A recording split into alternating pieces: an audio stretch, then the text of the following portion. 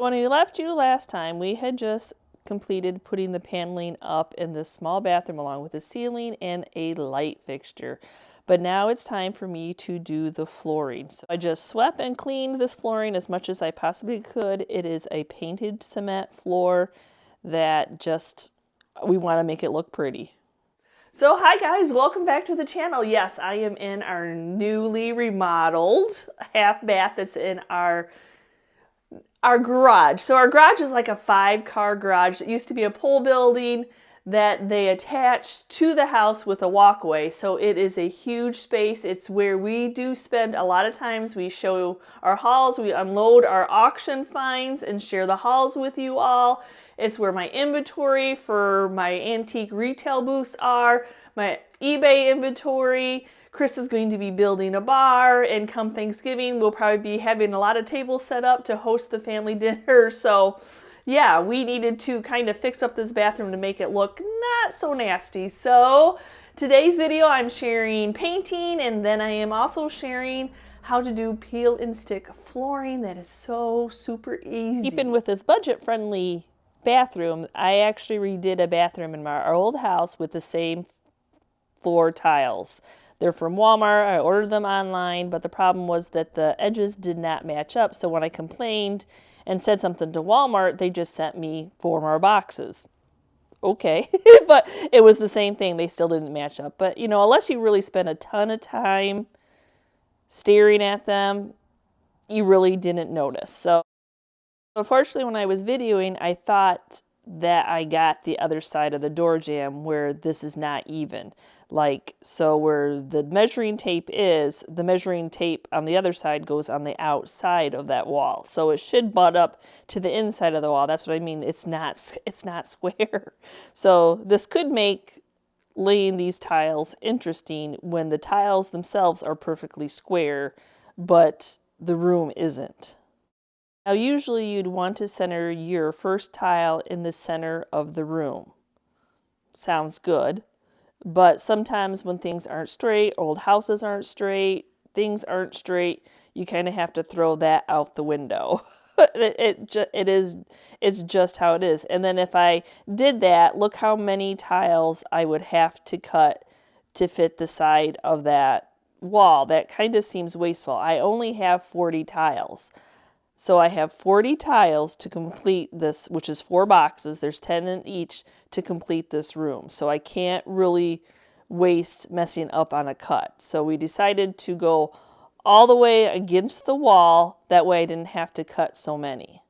Now these, I don't know what year I did it. 2019 maybe is when I did this. I think I did it for my son's graduation party.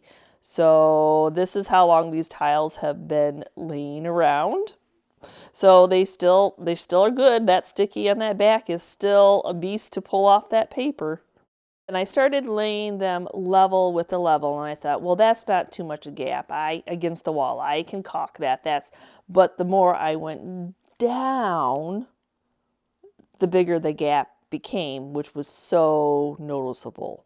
So then nix that idea, pull the tiles back up, and then I'm just going to butt the tiles up against the wall and work from there. That, plain and simply, is how DIYs work.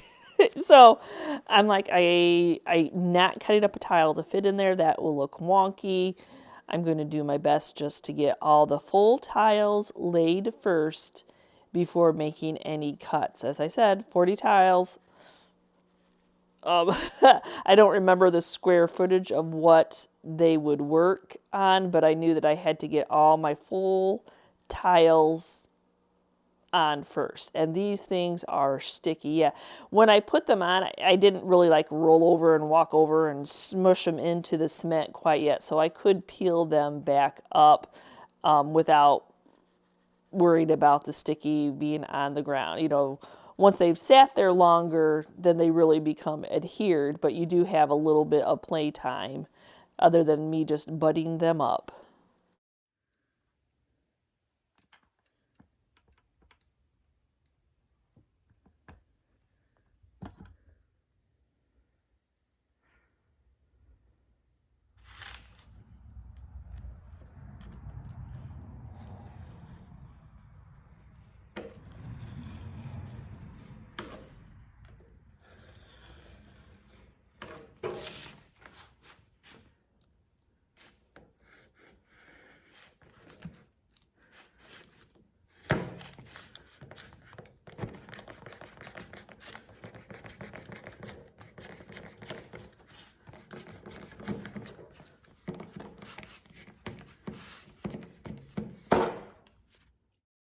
have my full tiles all on, and now I can make my cuts. So this is kind of where you can see that like the little points don't exactly match right up, but like I said, you really have to study. The overall glance is that they're perfectly fine. So here is my cheater method. Cheater method is a piece of 12 by 12 cardstock. And the nice thing about cardstock, it's giving. So when I'm going in to go against the wall, I made a line. And then when I have to go around the drainage for the toilet, I can make another circle. So then I can cut this down and then use it as a template. Just placing it on top of the tile and then tracing it on there. Then I have these old scissors from scrapbooking days when we used to have to put our stamps on our wooden blocks. But they come in really handy. They cut this tile really easy. Though I'm holding my phone in my hand, you can see that I can't hold it and do it, but it cuts it really easy. Just trust me. So, like super easy, probably easier than that. So, doesn't have to be perfect, but man, that looks so much cleaner just to know that it's clean. The thing I do notice is that you do get some of that sticky residue. So really easy. Just some lemon essential oil.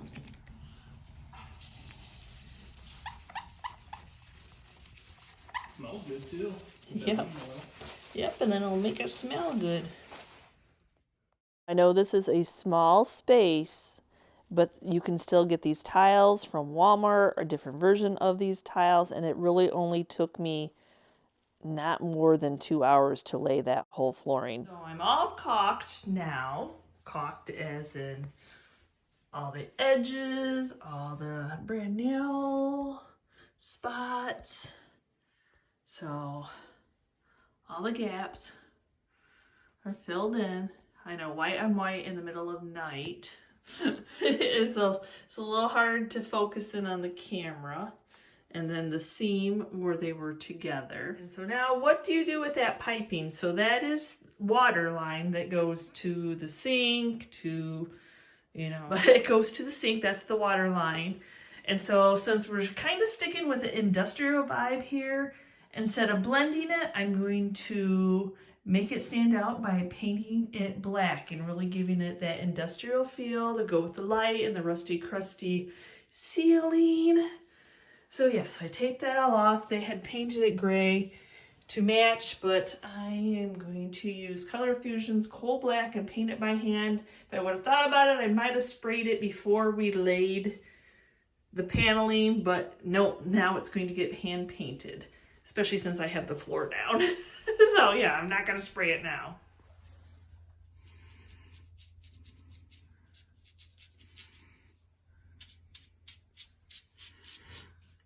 The industrial vibe.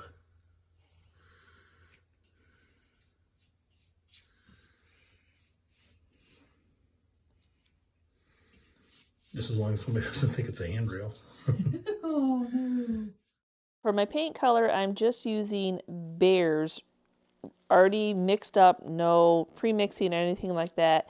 It's a bright white, so it's a satin finish, is what I think that the trim around the window is, the can that she had from this house previously. So I'm just going to go ahead and match up what she already had. But doing that caulking sure makes a difference when it comes to painting this. So we had high hopes of finishing this in 2 days, but I wanted to paint it. I wanted to give it a protective coat. I wanted to caulk all those areas. And we do have radiant floor heating, but that's attached to our wood burner, and we haven't done the wood burner yet. So there's not really any heat. It's just now starting to get cold here in Michigan. So yeah, this is on Monday. We're going into 3 days. So yeah, you know, it always sounds good to do something in a weekend, doesn't it? I know you're all thinking, is she going to hand paint that with that little brush? I'm actually going to roll it, but I wanted to make sure that it was going to get into the seams. So cutting in, and then all these shiplap seams, I wanted to make sure that was filled in. Because sometimes when you're trying to squash it in with a brush, that's when you have to deal with drips and runs. And this is a completely flat surface, so I don't want to have to keep going back and making sure I don't have any drips and runs that I have to deal with.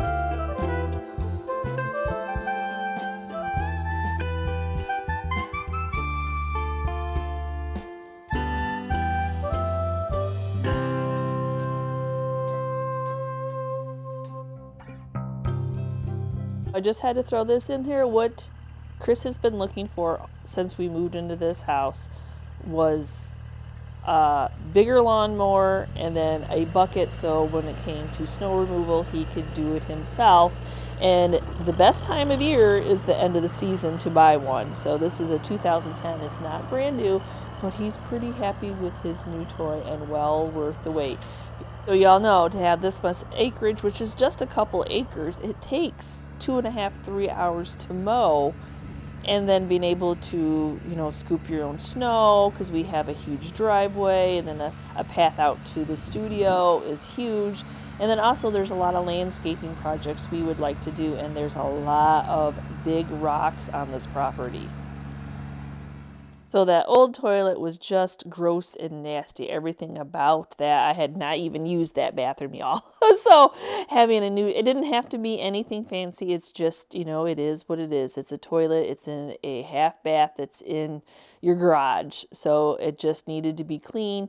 And the problem with the other one too is that it would not stop running. Some mechanism inside of it, no matter how much you tweaked it, it plain and simply had done its time and was no longer working.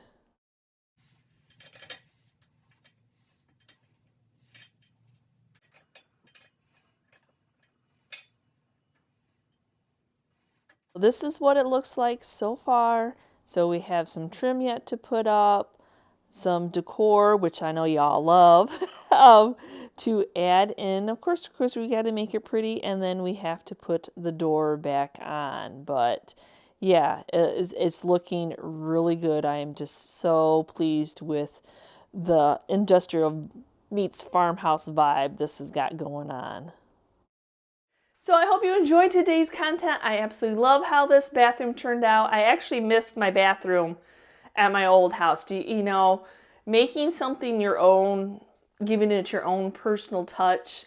Love that flooring. Yes, that flooring was free because when I laid the flooring the first time in my old house, it didn't quite match up. So Walmart just sent me 4 more boxes as if it was going to match up again. But unless you really, really study this, like the 4 corners don't match up, I mean, yeah, it's a peel and stick flooring. So, it is what it is, and it never bothered me in my old house. So, and I just love the industrial vibe with the light, with the ceiling. Thank you, Joanne, for offering us to buy some. And then painting that piping black, it just kind of tied in instead of Chris trying to figure out how to hide the piping, just accentuate the piping. You see that a lot out in design now. So give me a quick comment down below. Have we inspired you in any way for a DIY? Sharing our trials and errors of things that happen along the way, like, oh, well, we already went forward, we can't go back, and this is what we should have done the next time if we ever do that. So there's always that. So thanks again for watching, guys. I hope you enjoyed today's content. Give me a quick comment down below if you did. And if you stayed to the end of the video and you're not already part of our YouTube family here on the Journey channel, please hit that subscription button along with the notification bell so you know we've uploaded a new video. And we will see you next time, guys, and you can see what we're up to. Bye!